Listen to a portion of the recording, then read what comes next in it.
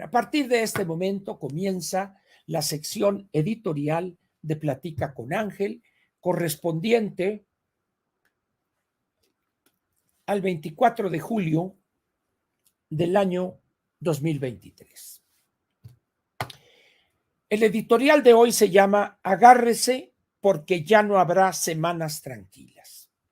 Vamos a explicarnos. Ahorita cuando me decía alguien de que estaba arrinconado, lo que yo le dije que está desesperado y está arrinconado. La figura es casi poética, es cierto. El hombre, producto de sus decisiones erróneas, de un cacique pueblerino, ha generado una situación de inestabilidad política y económico-financiera en el país, cuyos alcances no alcanzamos, valga la cacofonía, no acertamos, vamos a ponerle para usar otro verbo, a medir. Algunos dicen dimensionar, pero ese verbo no existe en español. No alcanzamos a medir o no alcanzamos a cuantificar. La situación se le ha complicado, no solo por la parte económico-financiera o aquello que afecta a las finanzas públicas.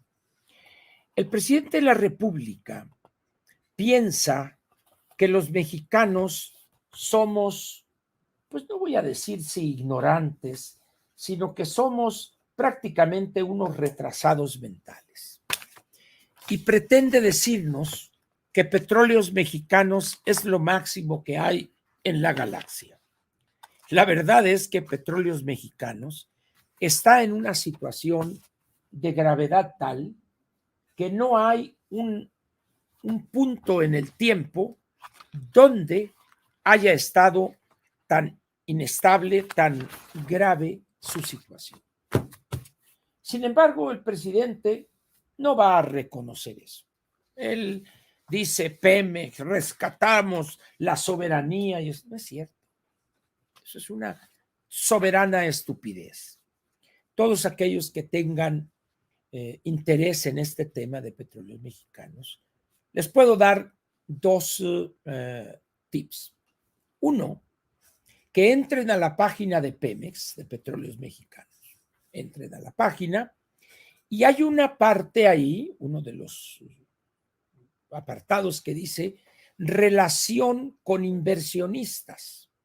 Entonces ustedes buscan ahí en las opciones y hay uno que dice algo así como estadísticas petroleras. Aplástele ahí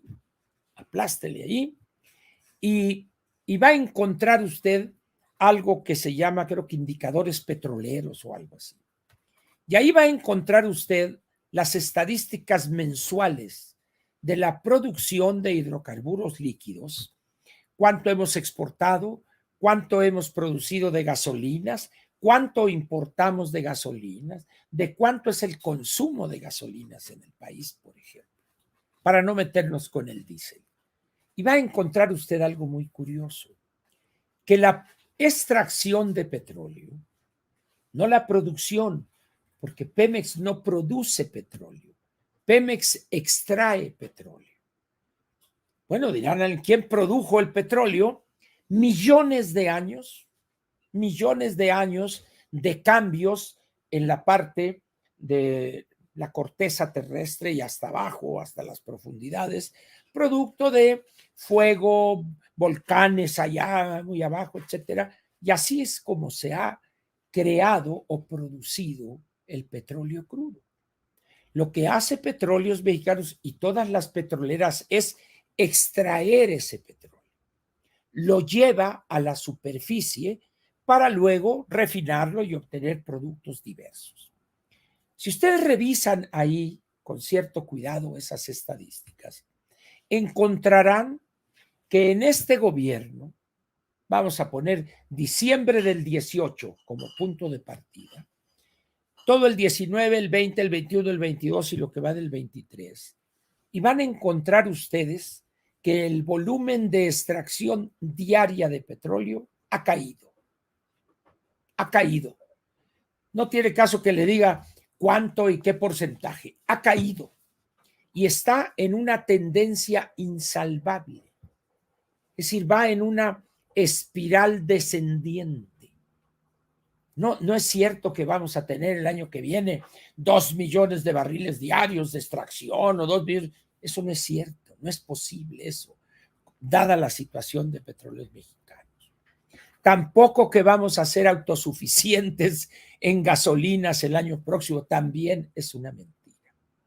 Si no cree usted las cifras de Pemex, porque le podrían parecer interesadas, juez y parte, váyase usted a la Comisión Nacional de Hidrocarburos, CNH, así póngale, CNH, o si quiere, Comisión Nacional de Hidrocarburos. Entre ahí y busque estadísticas del sector. Y ahí en las estadísticas va a encontrar las estadísticas correspondientes a extracción, a refinación, a diferentes productos, etcétera, etcétera, para que ratifique que Petróleos Mexicanos es una empresa en declive.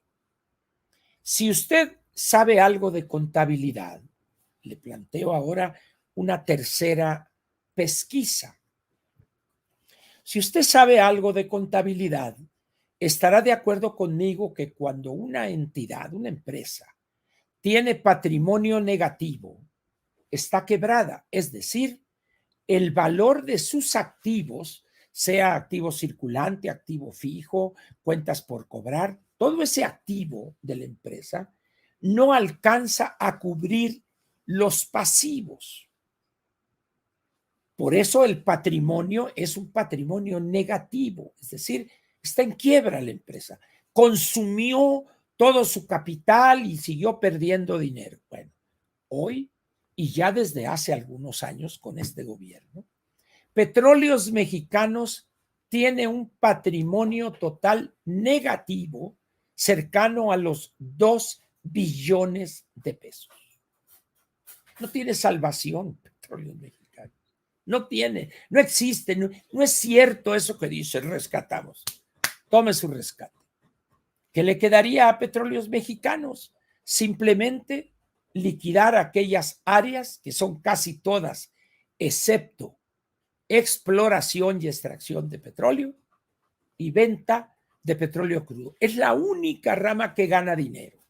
Mire, Pemex, la gasolina que importa o las gasolinas que importa, las importa del puerto de Houston. Ahí en Houston hay 100 y pico de refinerías.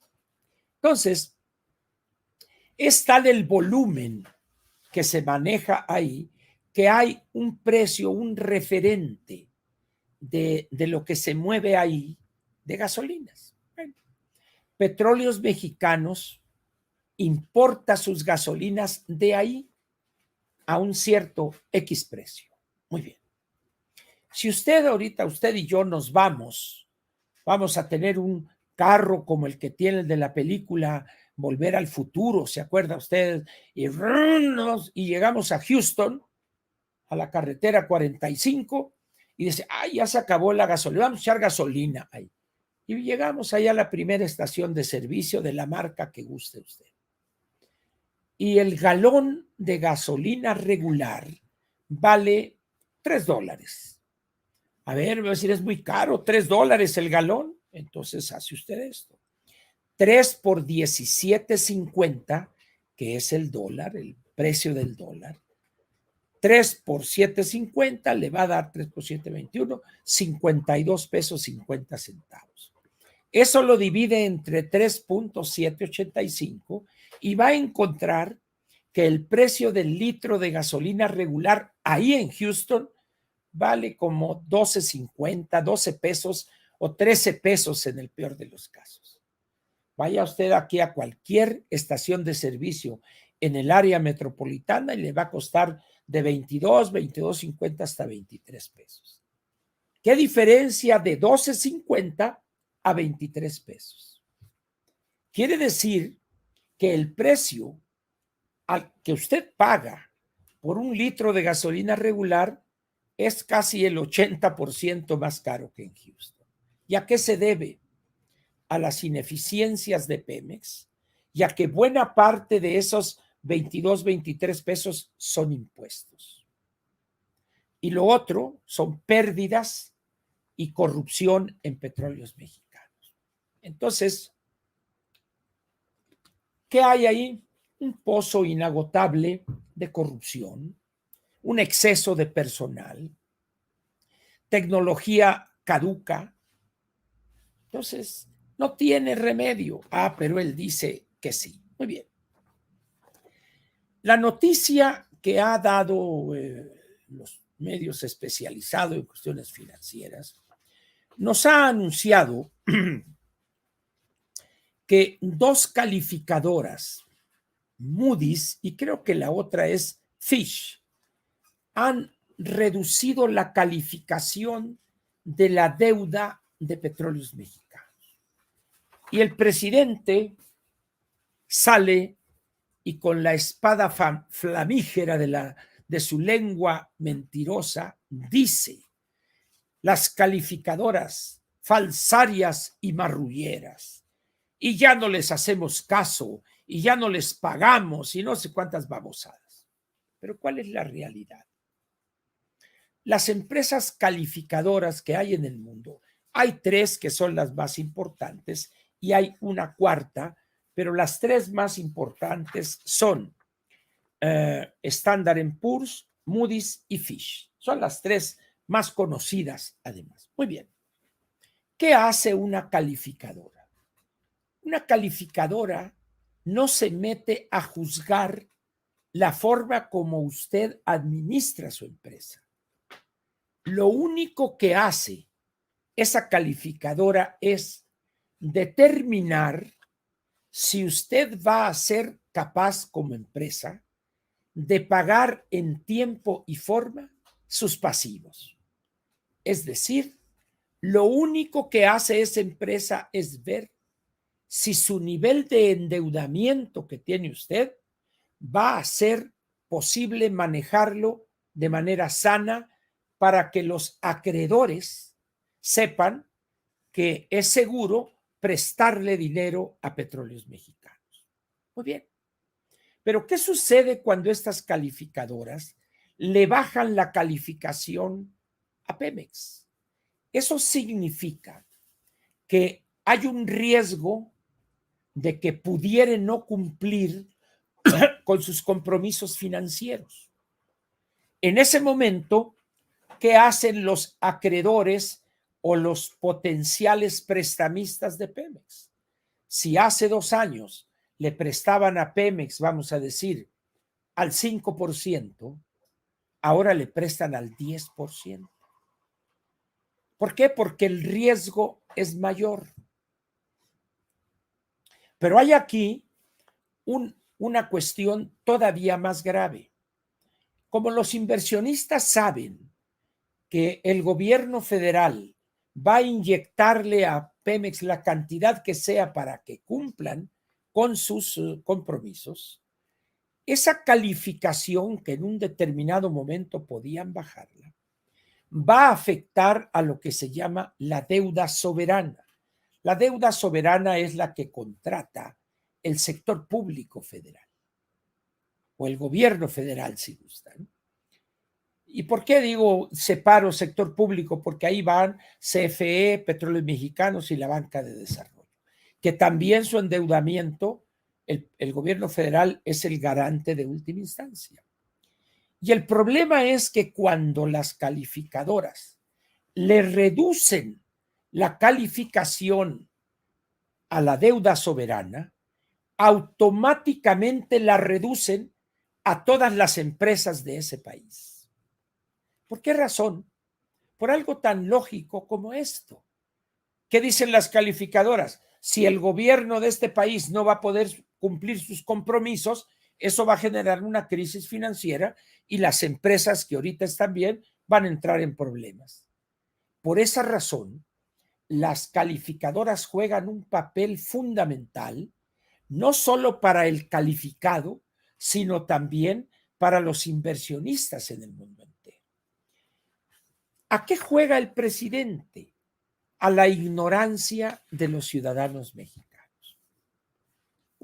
qué porcentaje de los 95 millones de ciudadanos tienen una idea clara de lo que hacen las empresas calificadoras? ¿Le gusta a usted el 1%? 950,000 mexicanos se me hace mucho. Es decir, es una ínfima minoría los que están enterados de estas cosas y sus consecuencias. Por eso el presidente dice, no, hombre, no pasa nada. Oiga, que el derrame, no, hombre, fuera una cosita de nada, si eso ya se controló. Y las personas le creen. Imagínese a alguien que esté en Chiapas o en Oaxaca o en Guerrero. No es que en la plataforma Cual en el Golfo de México va a decir, ¿y dónde queda ese huevón de México? Va a decir. El que logre tomar una acepción de Golfo, que es el individuo holgazán, que no trae, etcétera, etcétera. Entonces el presidente juega con la ignorancia de los mexicanos y también con su apatía. Eso es sumamente peligroso. ¿Por qué? Esto es un poco como una enfermedad que puede uno irla, vamos a decir, ocultando o maquillando eso. Ay, ¿cómo te sientes, Ángel? No, hombre, qué bárbaro. De 20. Oye, es que el otro día, fíjate, me encontré ahí a un amigo que es médico y creo que está ahí en un hospital donde tú ves a un médico.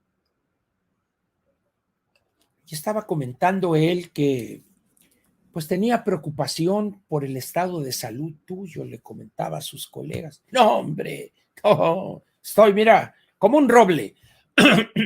Y todavía sigo guardando un tiempo esa ficción. Por temor al qué dirán, porque no me convendría, dejaría de trabajar, etcétera, etcétera.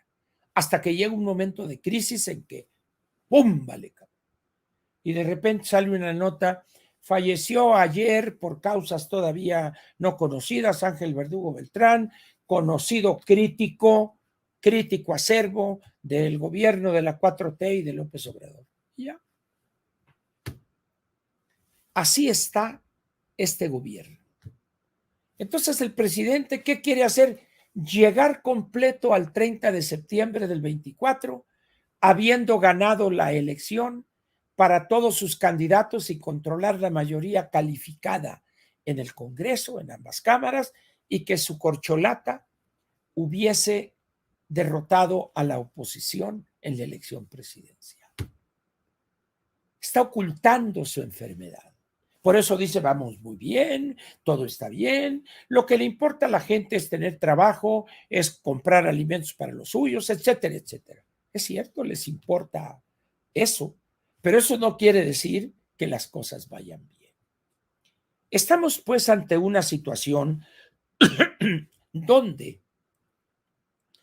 aparece Va por México y todos aquellos que decían, ¿dónde está la oposición?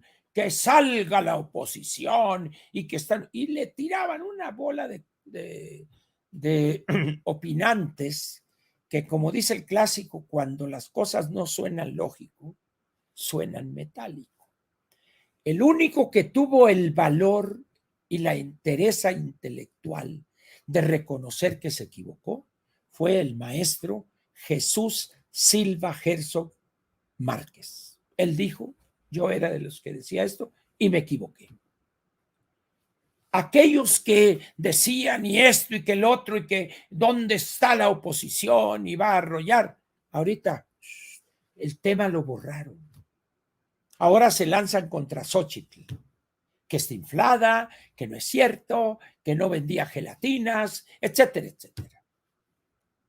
Estamos entonces aquí ante una situación peligrosa, porque a medida que las semanas se acumulan, al presidente le está costando más trabajo ocultar la realidad. Sin embargo, este 8 de septiembre debe de entregar el gobierno federal el paquete económico al Congreso. Y ahí tiene que plasmar las principales variables macroeconómicas y el porcentaje de crecimiento, los dólares a que se podría vender el barril de petróleo, etcétera, etcétera. Por más intentos que haga de manejar artificialmente estas cifras, la realidad lo encueraría. No hay dinero ni siquiera para continuar con el trabajo, los trabajos en la refinería Dos Bocas, y menos en el Tren Maya. Ni va a refinar esa refinería lo que dicen que va a refinar, ni va a entrar en operaciones ese tren. Y vean ustedes el aeropuerto pedorro de Santa Lucía. Entonces, uno puede ocultar un problema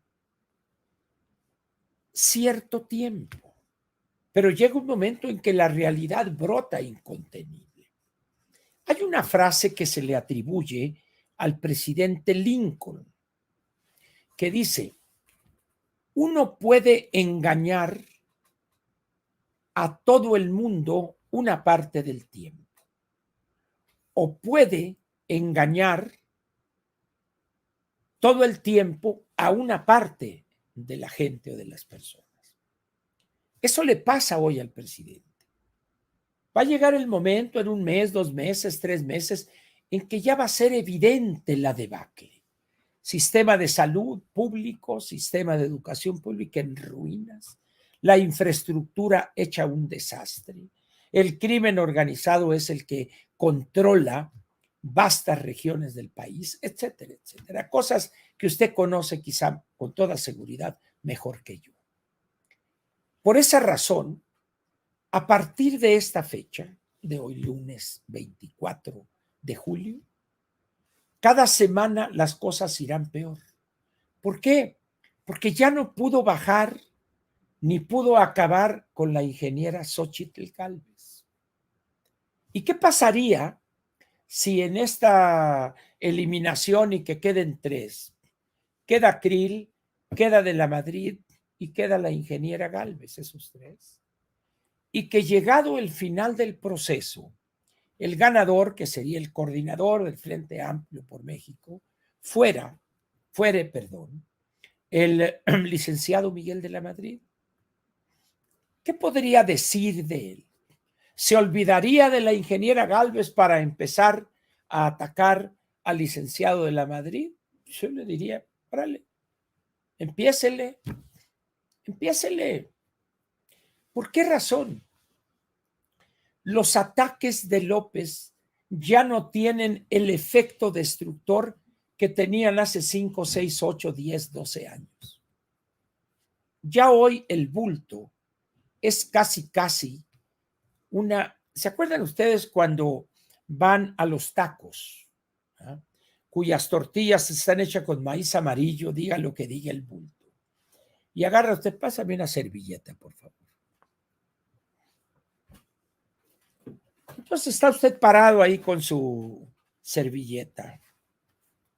Está aquí con su taco, su salsita, y acá una soda, un agua, etcétera. Ya, y deme 2 más con mucha piña, maestro, por favor. Sale, jefe, ¿no?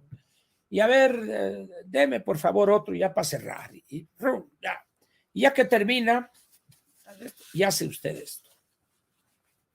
Y hay un bote de la basura ahí, y ¡zas! Ahí tira la servilleta. López Obrador está ahorita en ese proceso de que lo vamos a agarrar así como una servilleta ya arrugada y lo vamos a tirar a la basura. Y eso es lo que le asusta a él. Eso es lo que lo tiene atemorizado, apanicado. Por esa razón, como no va a entender que lo que le pasa es obra exclusivamente suya, por eso es extremadamente peligroso. Por eso yo le pediría que se preocupe por la cosa pública a partir de esta fecha, si es que no lo ha hecho. Pero si ya pensaba en la cosa pública, ahora piense doblemente en ello. La situación el año próximo va a estar compleja, difícil. La debilidad de las finanzas públicas es ya inocultable, inocultable. Y los pleitos entre los cercanos a López Obrador ya son también inocultables. Ya andan a la greña y la peor, la que anda toda bocabajeada por unos y por otros, es la anticientífica Sheinbaum. El florero del Edén, pues ya hasta parece que lo cortó la novia. Anda el pobre que se quedó sin la candidatura y parece que también sin la galana. Entonces, ¿quién queda? Marcelo, el bailador. ¿Se acuerdan ustedes de aquella canción de Bronco que cantaba Lupe Esparza? Ya llegó Sergio el bailador, Sergio el bailador. Cantaba. Pues aquí ya llegó Marcelo el bailador. Como dijo alguien, tiene 2 pies izquierdos. Se veía como un tontito, como un retrasado mental, se veía moviéndose ahí a los compases que le era imposible seguirlos de esa canción de Caballo Dorado. No rompas más mi pobre corazón. Dice uno, ¿qué necesidad tiene el que aspira a ser candidato a la presidencia de la República a hacer esos desfiguros? Ninguno. Si sabiendo bailar es un ridículo, ahora no sabiendo. Hay personas que no sabemos bailar, que no sabemos. La vida no nos dio ahí, nuestro cerebro está cerrado para eso. Oye, no sabes bailar, pero qué tan chingón soy para el cálculo mental. Órale, vente, échate tú esa pieza de Caballo Dorado y siéntate aquí. Y a ver, vamos a echarnos unos ejercicios de cálculo mental y ahí, mira, aquí nomás. Cada quien es bueno en ciertas cosas. Pero además, Marcelo con su barrigota se veía como tonto. Hay casos en que aparecen personajes en ciertas películas donde hay personas con un cuerpo voluminoso y que caminan así como retrasados mentales. Así se veía Marcelo. Tan fácil, ya estoy yo imaginando si él llegare a ser candidato, un spot. Imagínese por un lado al licenciado Enrique de la Madrid, por acá, hablando con la gente, y por otro lado, Marcelo intentando dizque seguir el ritmo. Acá. Y la pregunta, ¿por quién votarás tú el 2 de junio? Nada más. No necesitaría alguna otra leyenda. En fin, las cosas pues se van a complicar rápidamente y se van a complicar a niveles que no imaginábamos en aquel diciembre del año 2018. Llegó la hora de pagar las facturas. Ya es imposible ocultar más las cosas. Muy bien, un tema rápido, editorial. Ayer se celebró el proceso electoral general en España. España ha estado inmerso como país en una crisis política que ya tiene más que años, decenios. Por un lado, un grupo de trasnochados, el movimiento separatista catalán y ya antes el movimiento separatista vasco, con la organización terrorista ETA, Euskadita Askatasuna,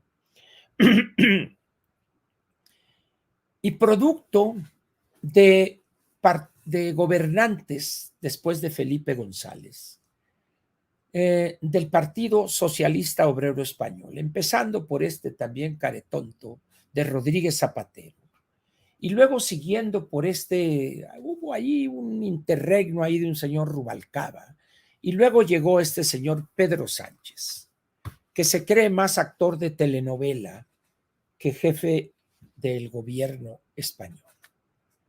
Y las cosas han ido de mal en peor. Eso ha dado lugar a que un grupo de la derecha, algunos dicen extrema derecha, yo creo que no, creo que hay otros grupos en España todavía más a la derecha que Vox, pero vamos a decir, Vox, extrema derecha.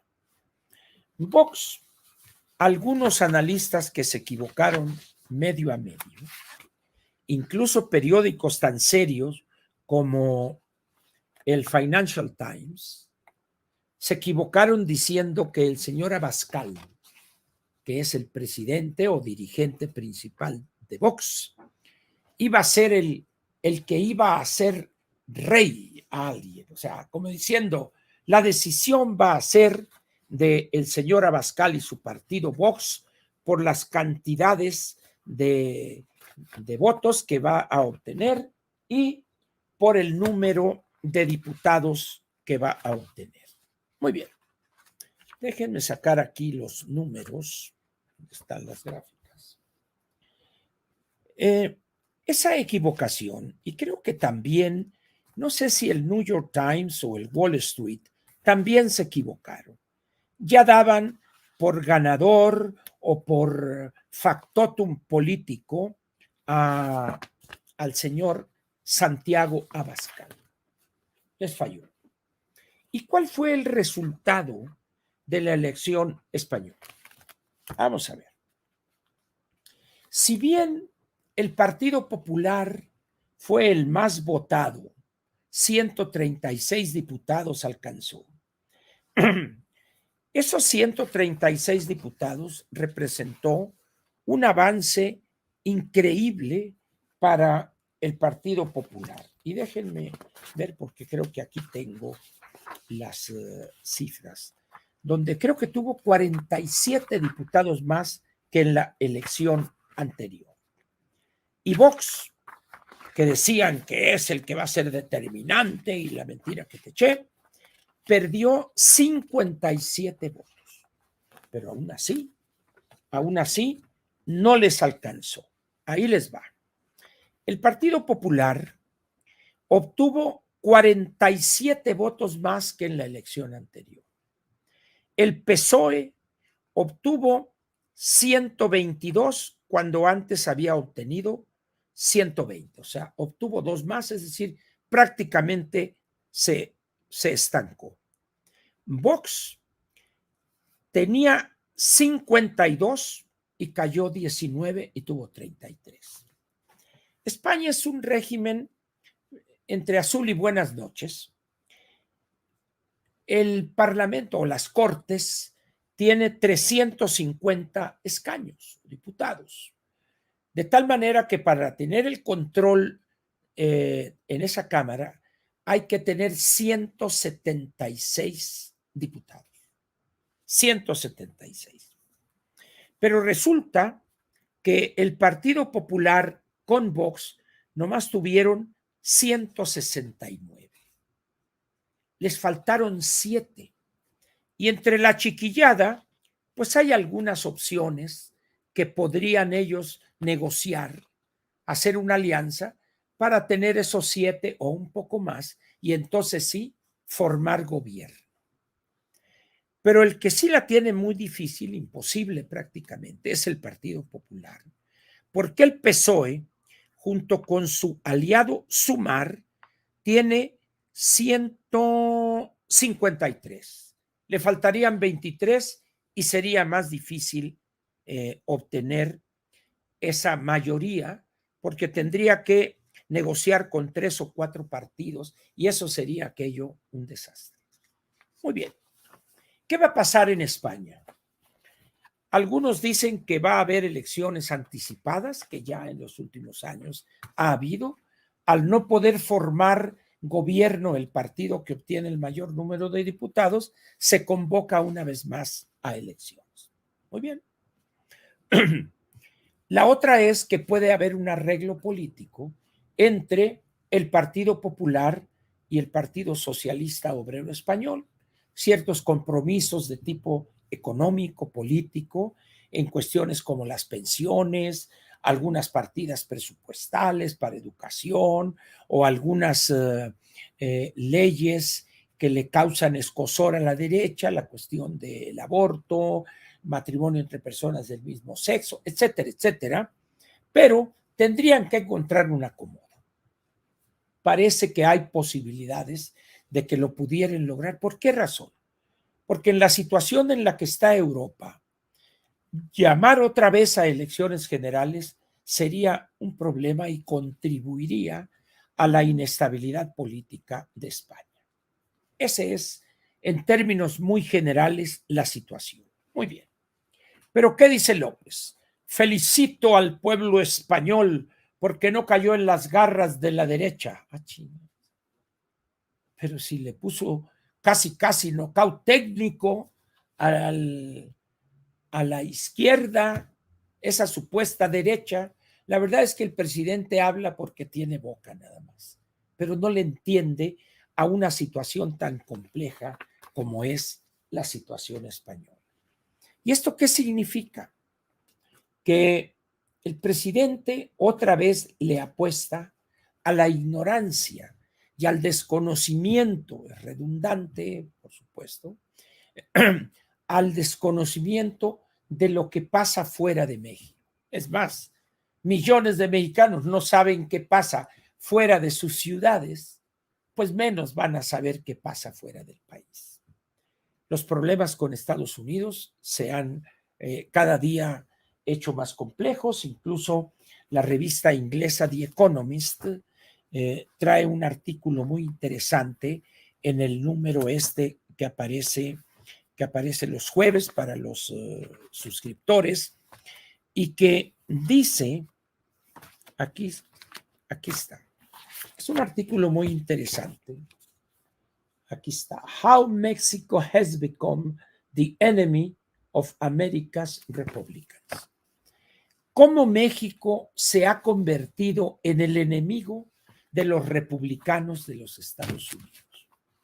El artículo es interesante. Si usted es suscriptor de The Economist, puede leerlo, pero si no, si tiene algún amigo que es suscriptor, le puede pedir que le envíe una copia o alguna cosa así.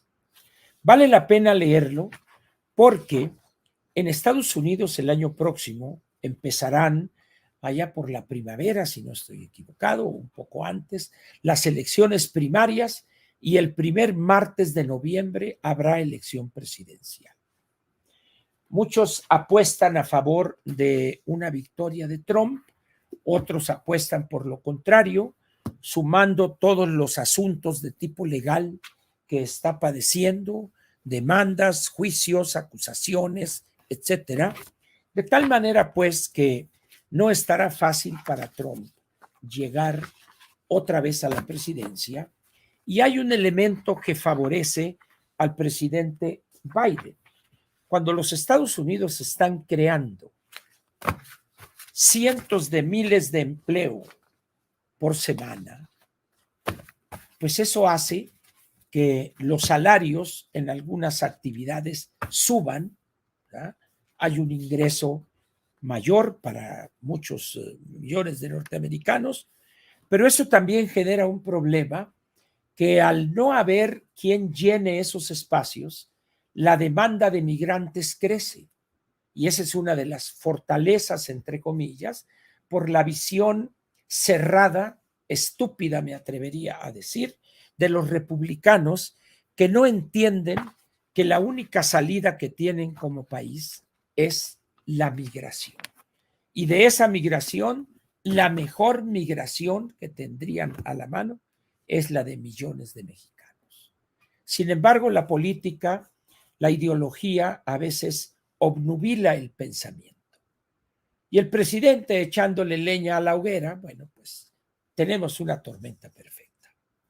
Vamos a ver qué sucede tanto en España como en los Estados Unidos y esperemos que las cosas pues no pasen a mayores y siga este problema de la inflación reduciéndose, va despacito. Sin embargo, hay casas de análisis económico y casas de perspectiva económica que dicen que no hay que echar las campanas a vuelo. Hay muchos problemas en el mundo, la posición de Rusia frente a Ucrania, el pleito China popular contra Estados Unidos, Rusia contra Estados Unidos, etcétera, de tal manera pues que se esperan algunos problemas más de los que ya hay y que se compliquen. Y México, un actor menor en ese concierto geopolítico, pero no solo eso, sino con uno de los presidentes, por no decir el más ignorante e incapaz de toda la historia desde el México independiente desde 1821. Aquí termina la parte editorial de Platica con Ángel, correspondiente al día lunes 24 de julio del año 2023.